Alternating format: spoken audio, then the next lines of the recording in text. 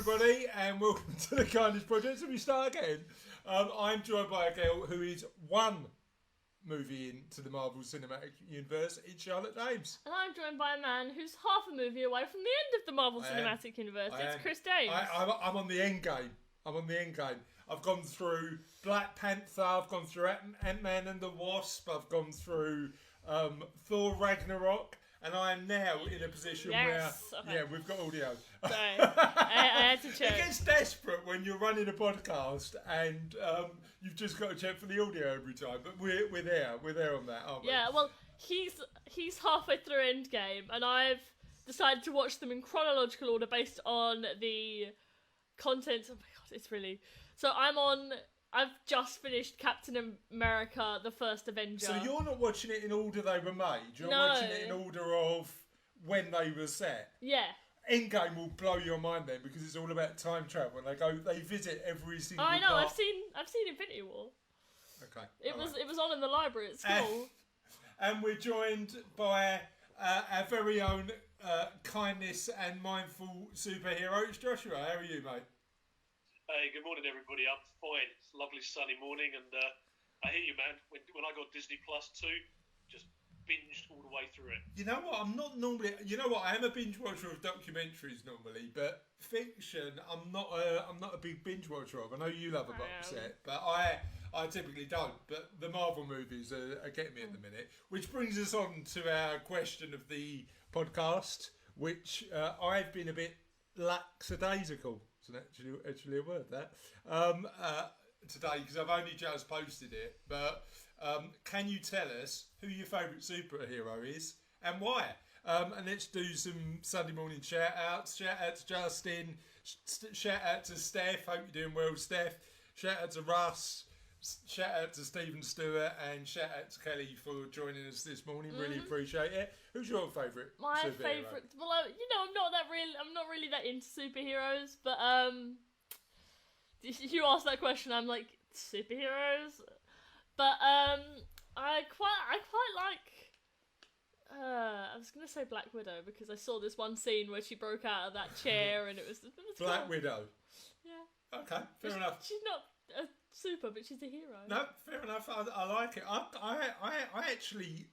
weirdly, I think they paint the characters of the supervillains sometimes better than the superheroes. Yes, villains are always better than heroes. It's just not in like... She says on a podcast about kindness. Not in morality ways, but the heroes aren't as well constructed as the villains most of the time. There's always an interesting backstory. Yeah, like, I'm sorry, Loki is such a cool character. True. So, in the Marvel Cinematic Universe, he switches, doesn't he? So, it's a bit more complex. Joshua, who's your favourite superhero?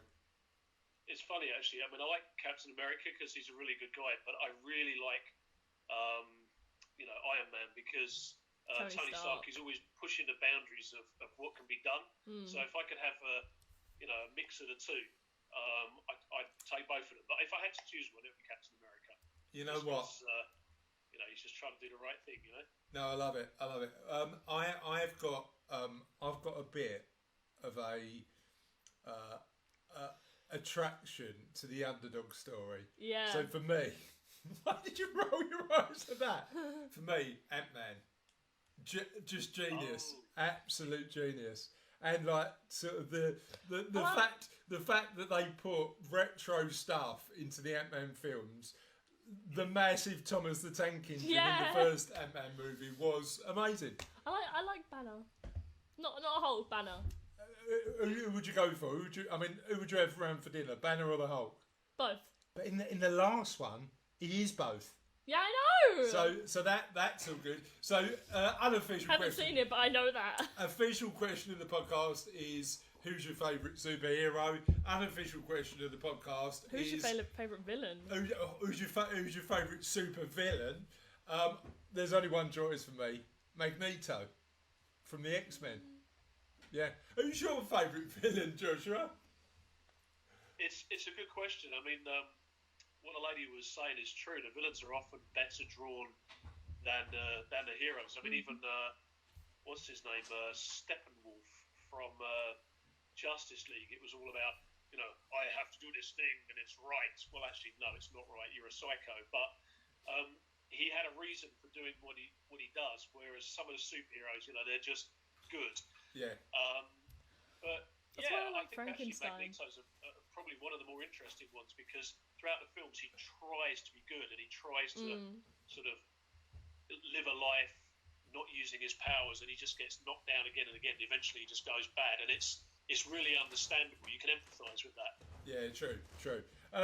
So, what did you say your favourite supervillain was? No, that's one of the reasons I like Frankenstein, because he's trying to get his head around it, and he can't really understand humanity, and he just kind of wants the person who made him to pay attention to him, and then when he realises, he's driven the person who made him to death, he kind of goes off and kind of makes that is turning up at a future introduction for the Kindness Project podcast. I'm going to just say... I'm a Frankenstein sympathiser.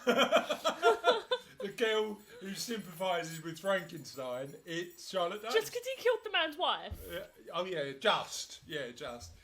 Can you if people do want to get in touch with us, where can they get in touch with us to let us know their answer to who their favourite superhero is? Right, yes. So, if you're currently watching you're on our Facebook. Ta-da! But if you're not currently watching this and you're listening to this, you'll probably be listening to this, 3 months later? Maybe. So you can find us on the Internet. Kindness Project podcast Facebook page, and the likelihood is you will probably find this live somewhere on that page. Yeah. We have a Twitter at OlaKindness. Yeah. We have a email, ola@thekindnessproject.co.uk. Yes. We have a website, which is The Kindness Project. If you just search it, it'll come up. Anything else? I'm trying to remember if I covered everything. All of the MySpace, Friends Reunited. Friends Reunited, we're not on anymore because apparently that's gone now. Yeah, LinkedIn. Why would we be on LinkedIn? We should be on LinkedIn. But what you can do is listen to every single episode of every single previous Kindness Project, and there's now 118 episodes. Apparently quite a lot of people enjoy it nowadays. So we are, you can listen to all of them if you'd like to. And we've had some amazing guests talking about the amazing work they're doing in the world, so feel free to do that. Or if you wanted to, if you were a Kindness Project super fan, because apparently... Send a pigeon. Send a pigeon? What's that? When's the last time we were sending pigeons? Send a letter. By pigeon. By pigeon. We only accept communication via pigeon now, alright? They must have a name as well. Yeah, and their name must be Captain Pigeon. But yeah, Pigeon Man. If it's not half man, half pigeon, and the wings have got to be pigeon, the rest has got to be man. We will not accept. Can you imagine a little pigeon? We will not read out your message live. Can you imagine a little pigeon? Except it's entirely a pigeon, except the legs. It's just a human legs running along. No, what I want to see is a human and then just pigeon legs. That's what I want to see. I think that'd be better. Unofficial question of the podcast, and we're coming to you on this one as well, Joshua. What is your favourite animal-human combination? What would you go for? I don't know. Well, the Minotaur's pretty cool. Animal-human combination. Okay. I mean, I know we've got Aquaman, but I think the idea of maybe a human combined with let's have a think. A human combined with a shark. Oh. Yeah, but what parts what? That's the problem. They can hunt, they can detect stuff. I don't know. I mean, it's such a random question, but I think that's what comes to mind. A human with gills. There you go. A human with gills. Well, there's actually this thing. It's a because I love mythology, and I was going down. Centaurs are half human, half horse, and I found this thing. It's part human, part horse, part fish. Look, as I said, I'm a bit of a fan of the underdog. So give me an animal you wouldn't normally suspect to go in. I'm going half man, half squirrel. I was thinking pigeon. Parrot. Parakeet. So we'll wait for your half and half or snake answers. Half man, half snake could be cool. Yeah. But what we do promise to do, Joshua, we're going to come to you and interview you in about 5 minutes, so look out for that. I want to tell you a little bit about our friend Dave Forsdyke and his silver linings. So Joshua, just so you know, Dave's been doing this for about a month since we've been in lockdown, and every day he sends us stories of people doing amazing stuff in the world. So we love it on the Kindness Project, and Dave's really helped us out in terms of giving us a bit of content that we can read out every day, which is useful. Does us a job. So thanks, Dave. We really appreciate it. Apparently, there's one sport flourishing in the lockdown, and that's darts.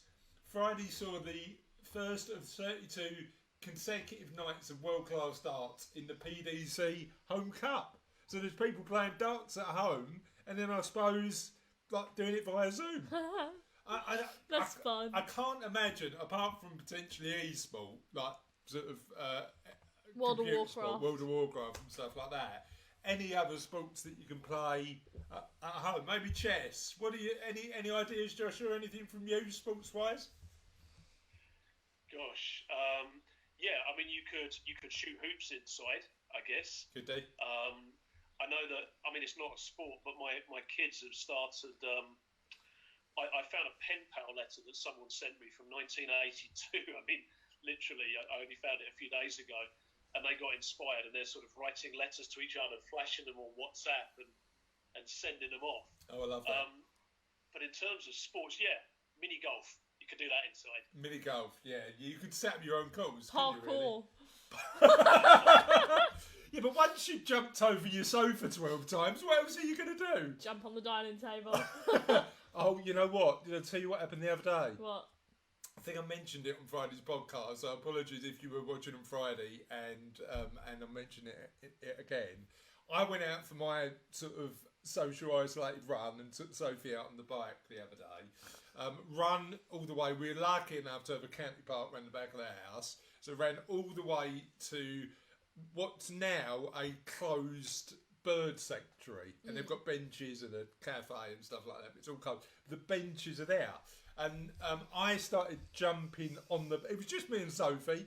I was just jumping on the bench for a bit of exercise and jumping back down, and she just went to me, "Dad, I'm going to ride on. You are the most embarrassing dad ever." Well, I knew that already, so that wasn't really really bad news. I think I pride myself actually on being as embarrassing as possible.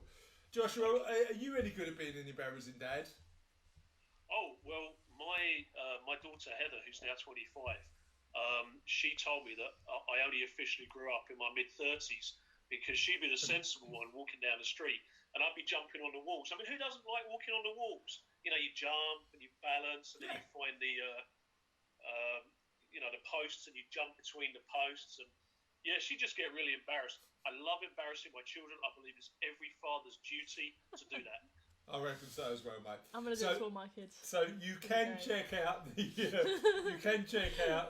official PDC YouTube channel with all of the home PDC cups, and again, Dave shouted out to Captain Tom Moore, who is up to, according to this email, I think he's on a lot more than this. This was 2 hours ago. This probably out of date. This was 2 hours ago, so it's definitely out of date. 2 hours ago, he's up to 25 million, and I've got a feeling that that's going up and up and up and up. So thank you, Tom Moore, for raising all that money for NHS charities, and you can find out about where that money goes on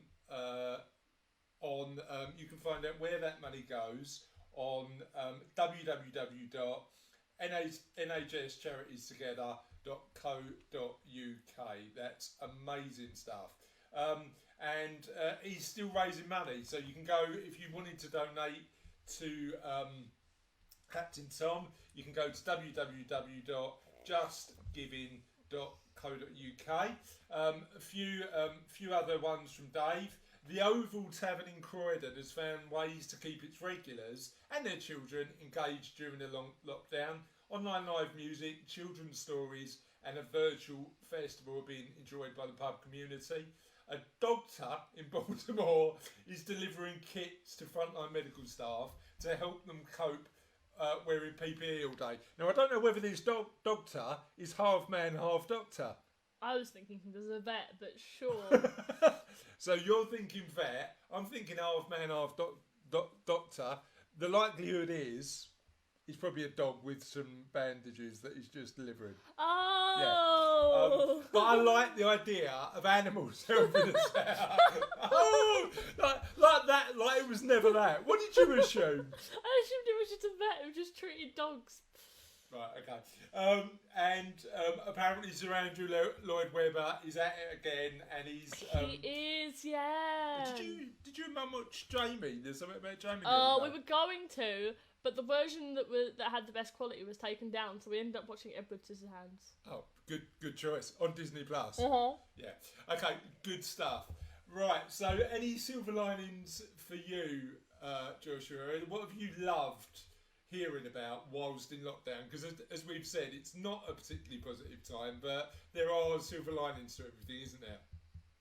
Yeah, there is. I mean, a lot of people I know have they've taken up hobbies and they've been broadcasting tutorials. So my wife's from South America, and a lot of her friends are from the Caribbean. So sort of scattered over the Facebook pages now, you can learn how to how to bake bread, how to make different kind of curries. The other thing is, because I co-run a library, we have been instructed to start making videos that we can put out to the public. So a lot of my colleagues have been filming arts and crafts with their kids, and that's just been absolutely wonderful. Everything from painted stones to kind of lipstick murals on the windows, so people walking past can see the kids doing trees and flowers and stuff with different colours of lipstick. Love it. That's been really sweet to see. Yeah. And the most encouraging thing though is the way that people have been reaching out to each other. I mean, I suspect this is the same for most people, but just reaching out to people they haven't seen for years and checking they're okay. I really hope that continues beyond this time. Yeah, I think it's shown how important the sort of connection that we've all got is. That's fundamentally important. Couple of comments we've had. John Sharman apparently has got all of the superheroes tattooed on his arm. So look forward to seeing that, John. And Kay said, Captain Tom, what an amazing man. I think he should become a superhero. I'd like to see Captain Tom. Who says he isn't already? Well, he is a bit, isn't he? Yeah, exactly. He is a bit. Yeah, so all good. Now, Joshua, we are conscious that it's Sunday morning and you've got other stuff to do. So I just want to get round to talking to you about what you're up to, talking about your recent book. Thank you for sending that to me, by the way, and sharing some tips and ideas that might help people at the current time. So tell us a little bit about you. Okay, I think this is always the most difficult part, but I'm married with children. I've been a Christian for about 23 years. About 12 years ago, I trained as a cognitive behavioural coach, and I ran my own business for a few years, just coaching business people how to deal with issues in their personal lives. And during that time, in the last 10 years, I started writing books about what I'd learned. I suppose you'd call them popular psychology books, but essentially they're designed to help people manage their mental and emotional states better. Yeah. So I've been writing those for a few years. I've got into writing children's books recently in the last few years, and that's been going well. And I invent things as well. It may seem completely random, but I work with a guy in America, and we invent kitchen products and hair products as well. But that's probably another story. Okay. So you've got quite a lot going on then, right? Yeah, certainly creatively, I live a full life. Yeah, and what do you get out of writing? I mean, I like to write. What do you get out of writing books? I think that there's two things. For me, with the knowledge that I have about emotional state management, there's the joy of knowing that I can actually help people who are at different stages of their development, because, you know, we've all got the potential to learn to manage ourselves better, but, you know, some areas of our lives we're more there than not. Yeah. With the children's books, it's just the joy of creating new characters and telling stories, and you know, I won't lie, I enjoy getting the feedback that people like the stories and they take pleasure in them. Yeah. What about you? My only, so I'm writing a book at the minute based on the work that we've done and the interviews we've done on the Kindness Project, but my only book that I've ever published, available in no good bookshops, is on pensions, and it sold alright. I have to get the odd royalty check through, don't I? Pennies. I don't tell you about it. Clearly, that's going in my pot. But I enjoyed the cathartic process of sharing ideas, which is why I'm really enjoying writing the book about the interviews we're doing on the Kindness Project. But my book is a pensions book. It's very niche. It's very, very niche. But the people who get the niche quite enjoy it, don't they?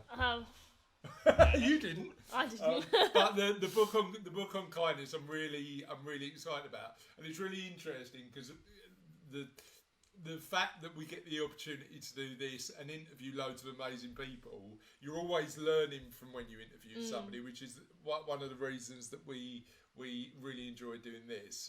So yeah, it's good fun. Talk to me about your recent book that you sent me. Okay, well, I wasn't actually expecting to write it, because the last psychology book I wrote was about 4 years ago. It was called Your Mind is a Liar. And I thought I'd poured everything useful I had at the time into it. But when the coronavirus pandemic really started hitting, I was sent home from work, on furlough. And for the first week, I won't lie, I had a few moments of feeling a bit panicky, because, it was freaky. Scary, yeah. But I was actually quite calm, and I started thinking, well, this is interesting. What's going on? And then I realised that I'd been doing mental focusing exercises and breathing exercises on and off for a couple of years. And I just thought, you know what? This is probably going to go on for a while. Maybe there's something I can do to help. And I'd had over 20 years experience of personal development, and there's a lot of stuff out there, and a lot of it either doesn't work, or it's just like, having a drink. You feel okay for a few hours, and then you got to deal with reality again. So I thought, what can I put together that will actually help people develop a greater sense of calm in their nervous system? Because even though I trained as a cognitive behavioural coach, to do with thoughts and how thoughts affect the body, the truth is that when stress builds up, it tends to get trapped in the body, and that's a lot harder to deal with. With your thoughts, you can eventually examine them and actually look at whether you're being reasonable or not. But stress, and especially the stress of people in lockdown, it's going to tend to build up. We're probably going to be hearing a lot more about people just losing the plot. So I looked at what I had, and I thought, okay, I need a couple of easy wins in there. So I'll talk about that in a minute with the sniper breathing. But essentially, I wanted techniques that would help people foundationally be calm more often. And it doesn't mean you'll go around like the Dalai Lama. We should be so lucky to be that calm. But what it does mean is, if you do these exercises regularly, when you feel upset, because we all do, you can calm yourself down a lot faster and have a clear mind. Okay, so tell us about a couple of these really simple, quick wins, simple exercises that people can use. Sure.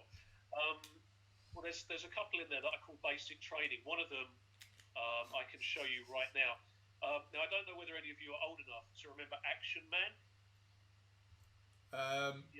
I do vaguely. Charlotte won't, will you? No.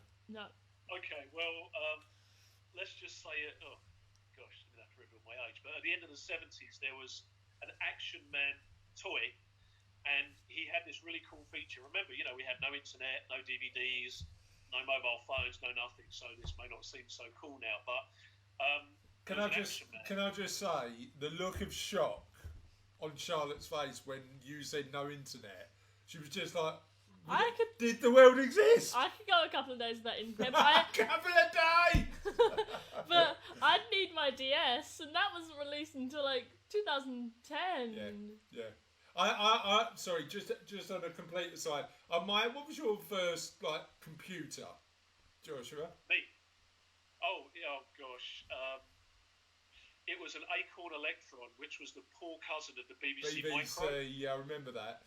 My first one was a Commodore 64. I'm so jealous. That was amazing.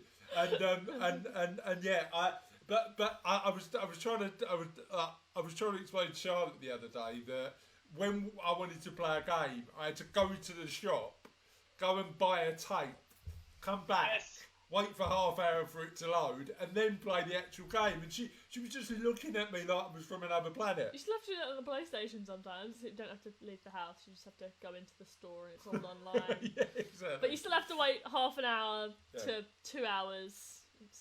For the download. For the download. Okay. So talk to me about Action Man then.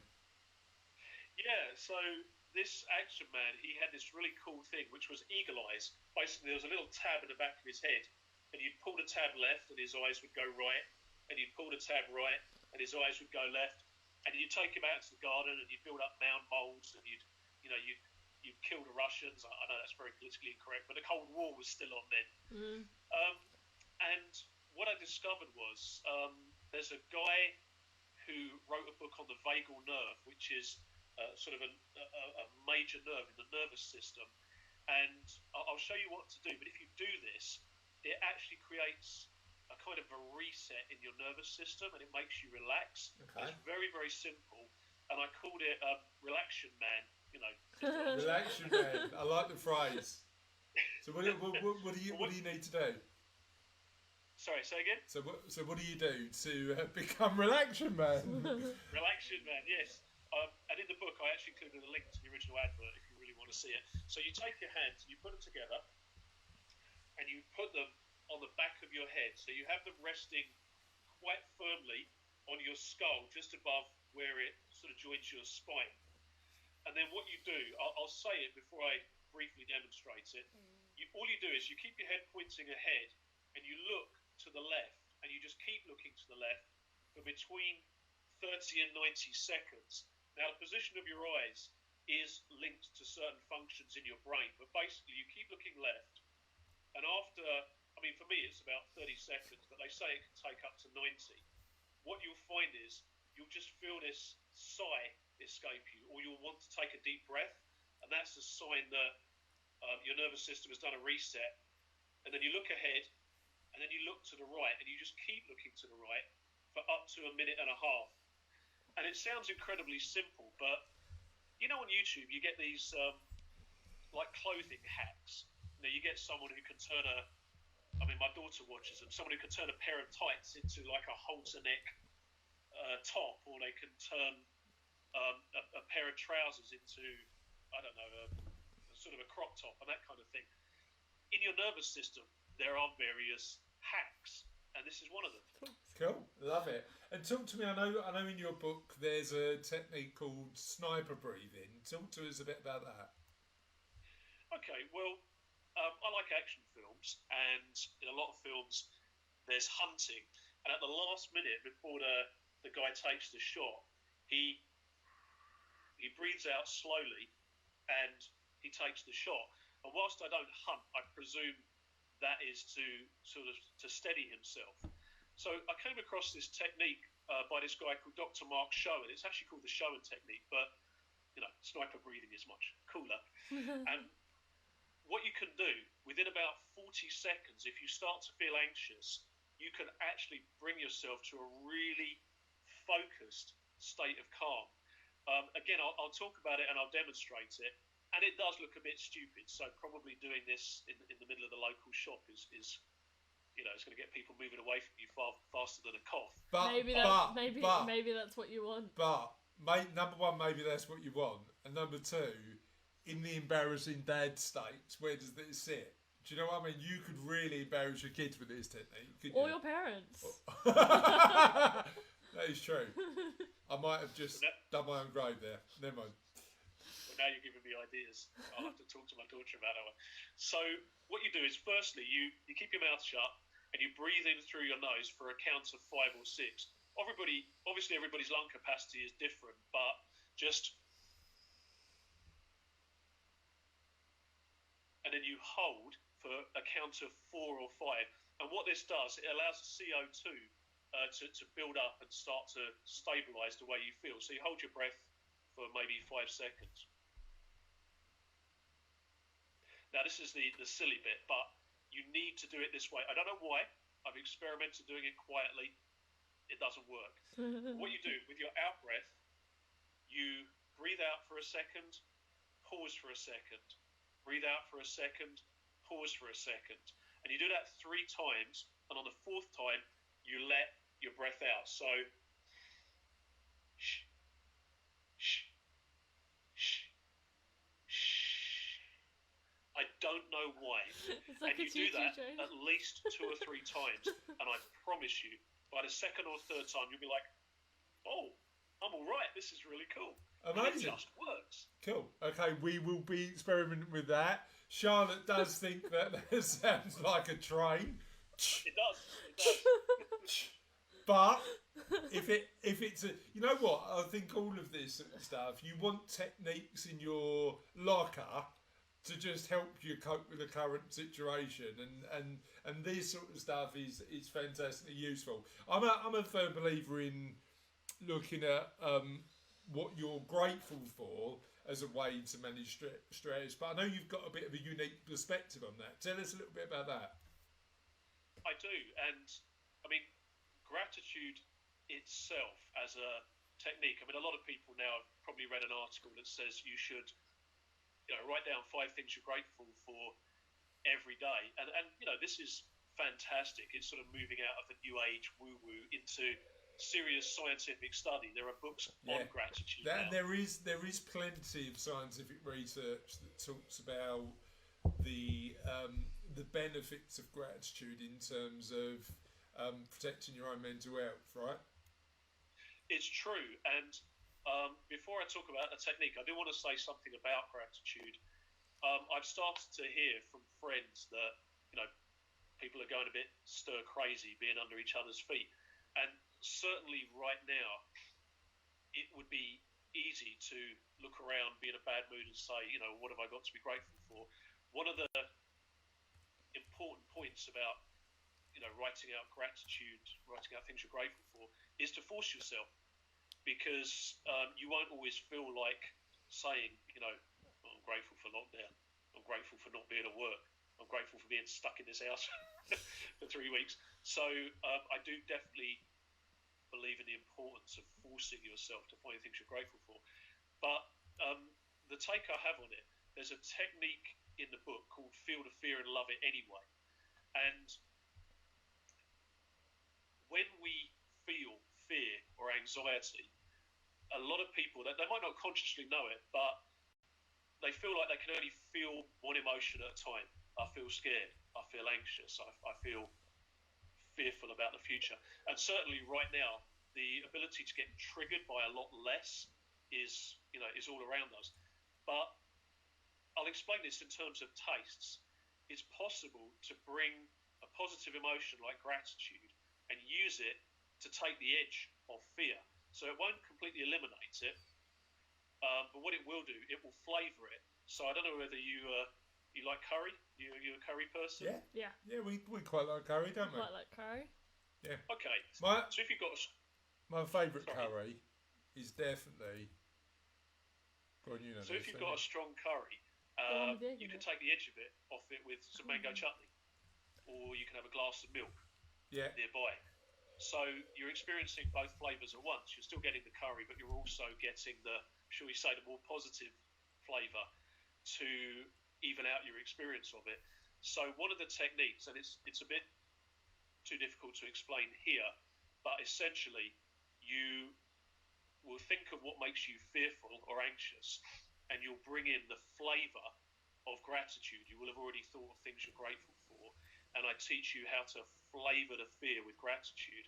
And it's one of those things, until you actually experience it, it's very difficult to describe. But think of vanilla ice cream, and then you've got the sprinkles. Think of, actually, you know, in those old westerns when when someone's digging a bullet out of someone's leg and they make them take a swig of vodka to dull the pain. Right. It's kind of like that, but in a positive way. I've personally used it with anxieties that are deeper than just, you know, oh, there's the coronavirus coming on. Because obviously people have a lot of time to think right now.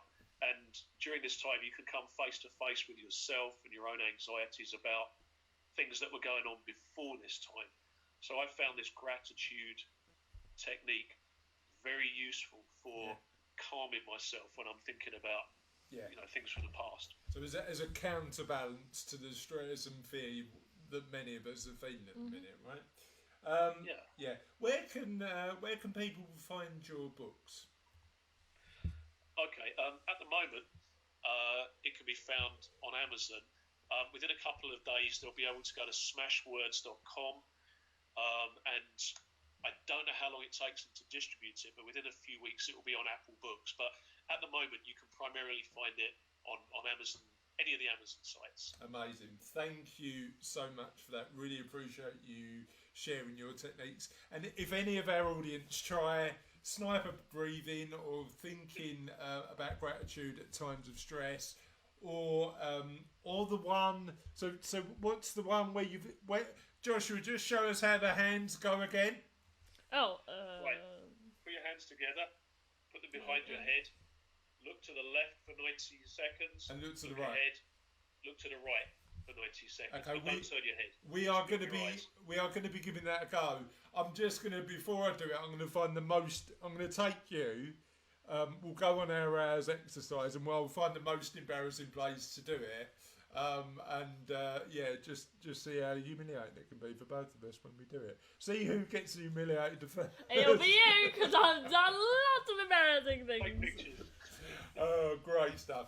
So let's talk about the answers to the question of the podcast, and I might carry, for the first time ever, I might carry this question of the podcast over because I think it's a good question and we didn't give enough time. We didn't give it the opportunity. We gave it a short time and it still did well. It still did all right. Good job, my friend. Good job, viewers and listeners. But we might keep this open till tomorrow morning, mightn't we? I have stolen your phone. Wait for the joke. Wait for the joke. First, let's just read out our comments. Desmond Barker said his favourite hero is Spider-Man. Good choice. Trev Robinson likes the Hulk. Mark Halloran said his favourite superhero is me. Modest as well, we like that. John Cook said Scarlet Witch. And David Forsdyke said Daredevil. Just want to read out Dunkirk's, who's, a bit touching. You know, the one thing I'm liking about, you know what, we aren't sponsored by Disney Plus. We are talking about this a lot. If you want to send us some cash, Disney, do us a favour, won't it? Well, we'll just pay for your subscription. Or send us a free, whatever. I tell you what, I'm liking on Disney Plus as well. Pixar movies and the shorts. Because I think Pixar are just the best storytellers. They're amazing. They're amazing. And what they're really good at is telling stories about family. So the first 10 minutes of Up, I've seen you cry to that so many times, and then just turn the movie off. That's the whole movie. But you know what? I think if Up was restricted to just 10 minutes, it'd be a better movie. It's a better short. That first 10 minutes is like, and literally I must have seen it 100 times, and it still makes me cry. You don't even watch the rest of the movie. I watch the first 10 minutes, but because it's about family, and I love stories, really emotional stories about family and travel and dreams and stuff like that. I almost did in the classes with my hand. So that's why when Dunkirk was asked about what superhero she admires, the fact that she said her dad, we're feeling you, Dom. We like that. On that note, have a lovely Sunday. Oh no, go on, do your joke. get ready to be Joshua. Get ready to be massively underwhelmed by this amazing joke. Go on. Okay, what did the fisherman say to the magician? I don't know. What did the fish say to the magician? Finish it, please. Is that what he said? Pick a cod, any cod. That's not the worst. It's not the worst. It might be the worst. On that note, we'll see you next time. See you tomorrow morning. Bye. Bye.